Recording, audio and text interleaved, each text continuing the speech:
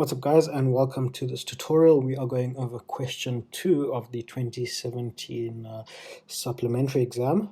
Okay, question 2 is on kinematics. Okay, so let's get into the question. So a slide in a playground has a structure as shown in the diagram below. Children climb up the stairs and slide down starting at point A. The surface AB is smooth. Okay, so AB is smooth while surface B to D, which is highlighted in the picture, has friction. Okay, a boy of mass 30 kilograms slides down the slope, and we've been given his velocity time graph. Okay, and we start off the question with some definitions. Okay, so what is velocity? Velocity is the rate of change of displacement. Okay, and we get 2 marks for that. And question 2.2 says acceleration. So acceleration is the rate of change of velocity. Okay, and we get another 2 marks. Cool stuff. So it says question 2.3 says calculate the magnitude of the boy's acceleration while sliding on slope BC. Okay, so on that section there. Okay, so we've been given the velocity time graph. So to get the acceleration, we need to calculate the gradient. Okay, so the acceleration, let's say B to C, is equal to the gradient, which is equal to change in y over change in x. Okay, so we need 2 points. So let's say this is point 1 and point 2, corresponding to point 1 and point 2. Okay, so change in x or change in y is going to be 2, 2 minus 2 divided by 3 minus 1, 3 minus 2, and so acceleration B to C is equal to 0.2 meters per second to the minus 2, or meters per second squared, and it asks for the magnitude, so we don't care about the direction. So that would be our value. Then question 2.4 says draw a labeled free body diagram of the boys whilst sliding on BC. So we're looking at that slope there, that period right there. Okay, so let's start off by drawing the slope. So we have a slope, 35 degrees. Okay, and let's start, there we go. Okay, so we have, we definitely have weight acting downwards. So we can call that weight. Then we definitely have a normal force. And lastly, we know that in this section there's friction, so we're going to have a force friction. Okay, and we get ourselves 3 marks for that. Okay, so question 2.5 says calculate the magnitude of the frictional force acting on the boy while sliding down slope BC. Okay, so we want to calculate the frictional force. Okay, and what we're going to use, we're going to use Newton's second law, which says that F net is equal to ma, and we're going to take the positive direction as being downwards that way, and downwards that way. Okay, as being positive. Okay, so what are the net forces acting in that direction? So we have minus force friction. Okay, and remember this weight component, there's a component of weight acting downwards here, and the value of that is going to be a positive.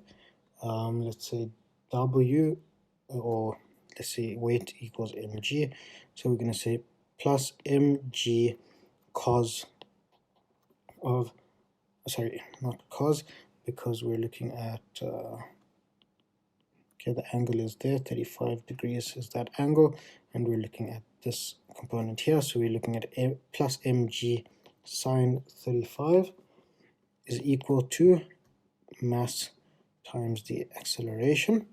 Okay, so we have minus force friction plus the mass of 30, gravity of 9,8, sine 35 is equal to mass of 30 times the acceleration we just calculated, which was 0,2. Okay, and the only unknown here is the force friction, so we can solve for force friction is equal to 162.63 newtons. Okay, and again it says magnitude, so we don't care about a direction. Okay, yeah. Okay, so question 2.6. Okay, so question 2.6 says calculate the length of the slide ABC. Okay, so we want to know the length of the slide ABC, right? So how are we going to do this? Okay, so the length of the slide, when we've been given a velocity time graph, is we can use the area. So the length is equal to the sum of the areas. Okay, so how many areas are there? We can say there's one area there, two area there, and the third area there. Okay, so we can say that this is equal to, for 1, okay, so this is equal to area 1 plus area 2 plus area 3. So area 1 is a half times the base, which is 2, times the height, perpendicular height, which is 2, plus area 2 is going to be the base, which is 1. It's 3 minus 2, which is 1, times the height, which is 2 once again, and area 3 is going to be a half times the base, which is 1 as before, times the perpendicular height, which is going to be 0,2. Okay, and if you crunch the numbers, we get a value of 4,1 meters. Okay, and that is the final answer. And we get 4 marks for that. Okay, so the next question.